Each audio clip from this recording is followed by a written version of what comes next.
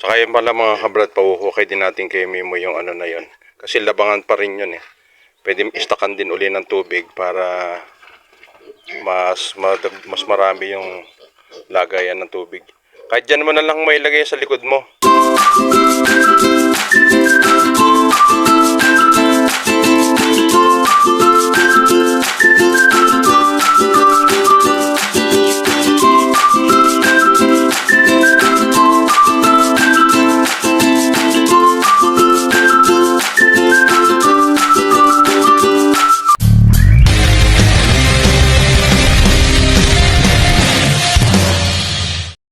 So mga brad, isang napakagandang umaga po sa ating lahat mga kabrad.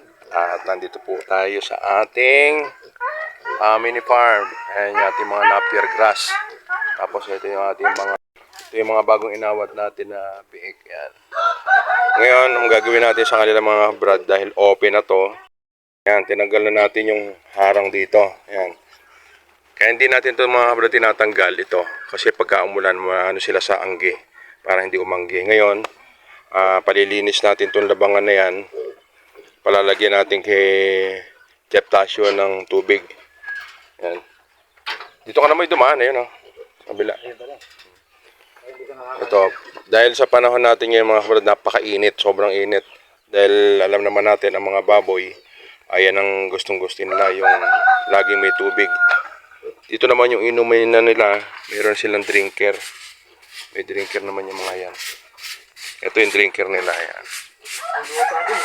Hindi, okay lang. Yan naman, lubluban lang yan, Moy. Para kung sobrang silang init na init, pwede sila dyan. Yakot-kotin mo yung lupa na yan. Ayan. May pala doon na. Saan? Ayun, kami ano. Okay. Tama ya. Ito ba ang swimming pool nila? Ayan yung pinaka-swimming pool nila. Ayan, tingnan nyo mga brad. Ang dudungis. So ito mga kabrad, yung si Brown, dito na lang muna natin siya nilagay, temporary, para maibukod natin siya dito sa kanyang mga anak. Yan o. Napier grass lang mga kabrad. Ayan o, gustong gusto nila. Nasanay na kasi sila.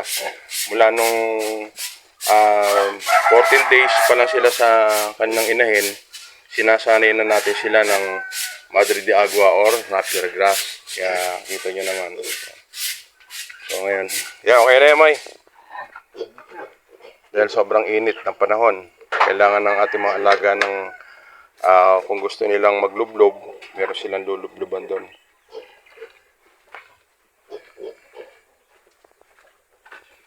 Tapos ayan lang naman yung balon natin, malapit lang.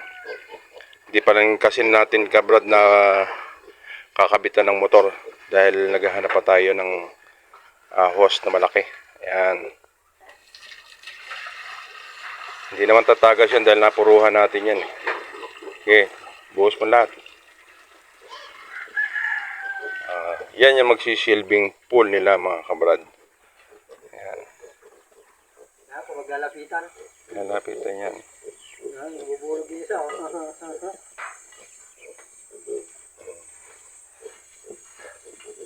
Ayan, lalapit na.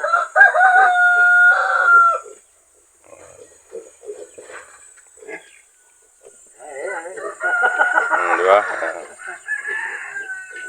Pero nasa kanila pa rin talaga yung dugong pure native na mailap. Tumapag na sa tubig. Yan. Kasi mas yan, mas ibang lamig ng may tubig. O, tingnan nyo, di ba? Kung malapad-lapad pala yun, lahat sila eh. Kung malapad-lapad, mas maganda. Yan yung setup natin mga kabrad sa ating mga alagang native. Ngayon, pagka dito, nagkaroon din tayo dito ng bagong panganak pa uli, ganyan din ang gagawin natin. Pero may lagayan tayo mga kabrad ng battening na kamukha nila. Sa ngayon, dahil yan pa lang yung ating mga biik, dito muna sila yan. Pag gusto nila dito sa malamig, dyan sila. Pagka dito naman sa gusto nila may tubig, ayan o, swimming.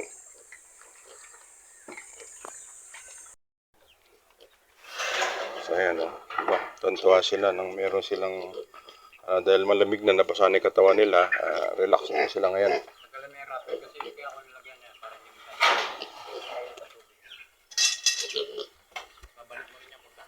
So tingnan naman natin mga kabrad yung project natin dito na ginagawa na paunti-unti lang naman na paunti-unti tayo natin. Kumukha kasing ganitong panahon, wala tayong nasisilungan dito na maayos.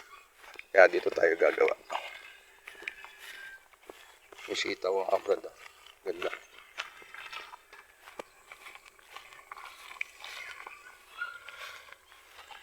So ayan na mga kabrad. Napapatag na natin.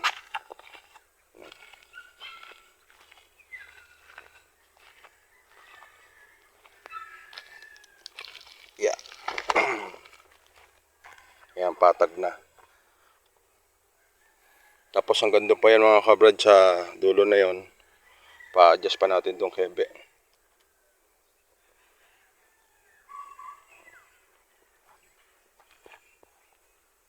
Diba? Okay na. Ito na yung Poso Negro natin.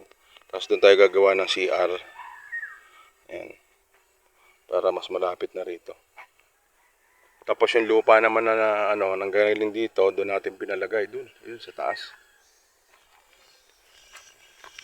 Para kung may gagawin tayo ditong kulungan, ito yung pang iibabaw natin.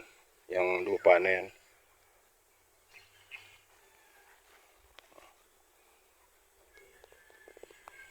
Okay na. Ayun pa. Doon sa gabi pa doon.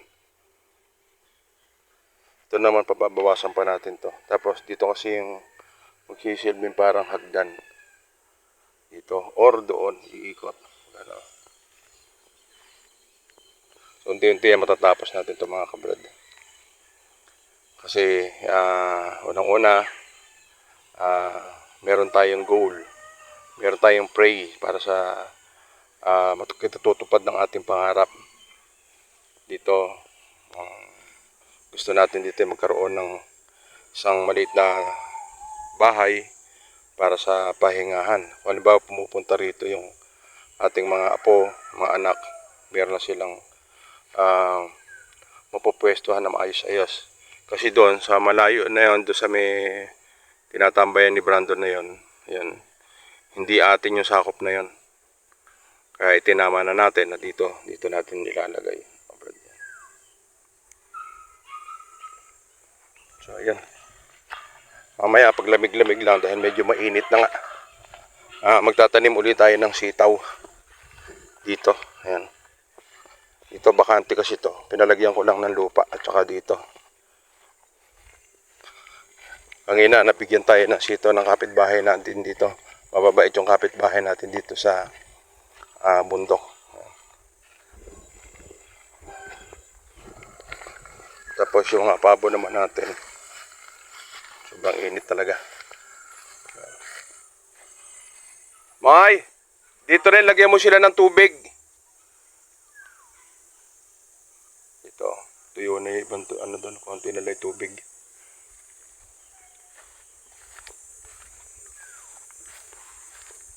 Lagyan mo lahat pati dito sa manok mo. Para meron silang na tubig. Inumin.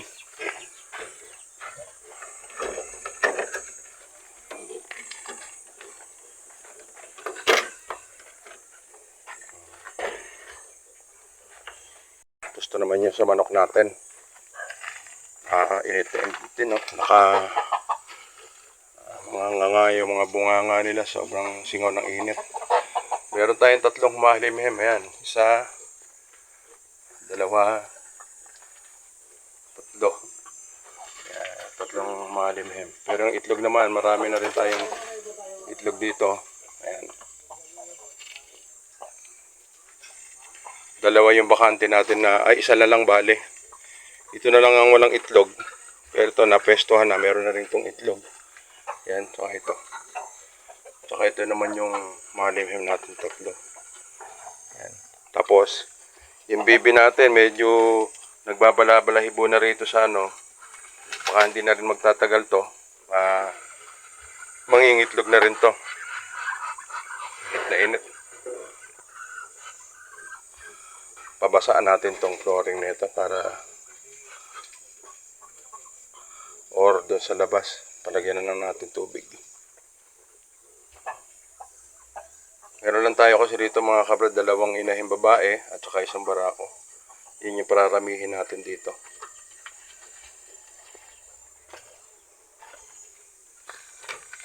Yan Maya, palitan mo muna ng tubig yung ano. Ipasok mo sa loob yan. Sige, ako na magano yan. Pasok mo sa loob yung ano na yan. Hugasan. Tapos lagyan mo ng ano doon. Buhusan mo ng tubig para ano, malinis. Kalugin mo.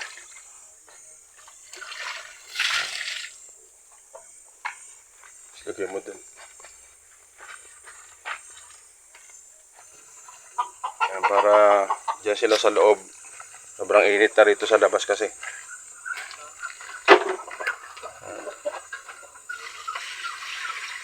Ayan, mga uhaw. Diba? Mga uhaw na uhaw sila eh.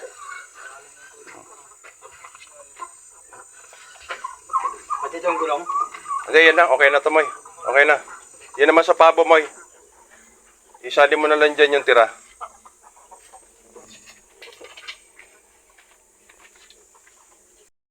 Ito yung balon natin mga kabrada. Kinukuhaan ng tubig. Bukas, ito mamaya i-ano ko sa'yo. Hindi na lang ako sa bukas. Yan yung swimming pool nila mga kabrad. Magsasalo ka na ba ito? Ayan.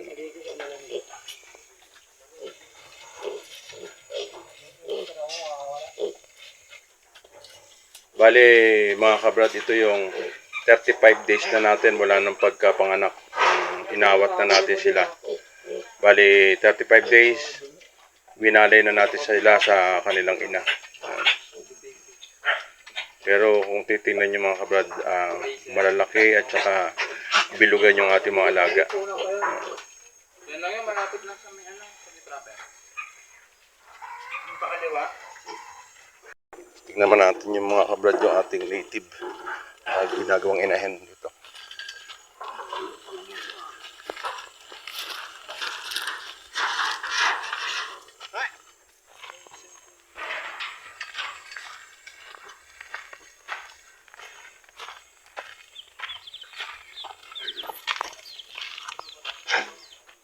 Si Tisay, saan na yung tiyan mo Say?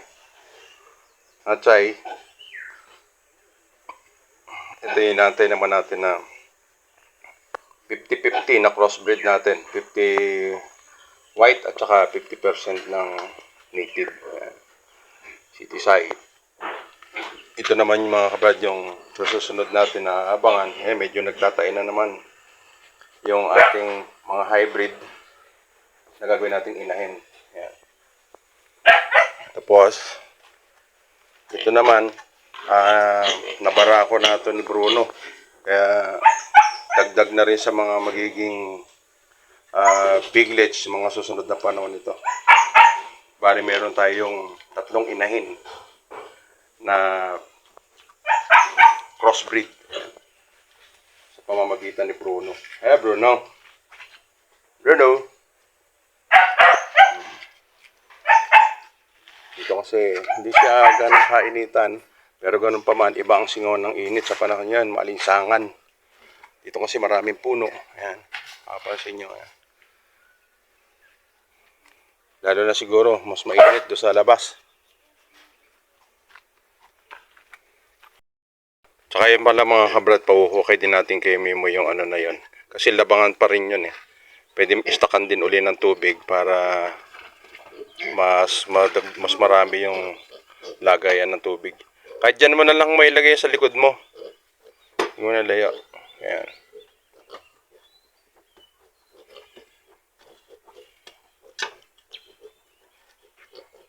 Para kung init na init sila. Pwede sila dyang maglublob. Mga kabrad, at ngayon pa-uwi na rin tayo. Yun nga ang mga project natin na gagawin dito paunti-unti. Ito ang yun dito yung gagawa tayo ng parang kubo na pwede natin pahingahan na ayos naman ng konti. Tapos dito sa area na to, ayan, Diyan tayo temporary gagawa tayo ng mga kulungan dyan ng puting baboy pagka kung sakaling dumami na yung ating yung dalawang puti doon. Yan, kaya dito natin pinaipon itong mga panambak, magagamit natin yan para ma-elevate yung medyo kasi mababa dito sa area na to, tinutubig. Kaya yung lupa na ito, pananambak natin dun sa kung sakaling makagawa tayo dyan ng kulungan ng puting baboy dito sa area na yan. Kasi yung mga native natin doon sa gawin doon, pagbubuko din natin. Mga brad, ngayon ay tanghali na, magandang tanghali sa atin lahat. Ngayon may pauwi na dahil sobrang nang init dito, walang electric fan, walang bagamat malakas ang hangin. Pag nandun ka dun sa may kubo ni Joel, sobrang init. Kaya pumuesto ko rito sa ito. Yan, sa mahogany. Yan, medyo malamig-lamig. Pero pauwi na rin kami dahil papunta doon sila Axel ngayon. Kaya tayo mga brad, muli, maraming salamat po. God bless po sa atin lahat.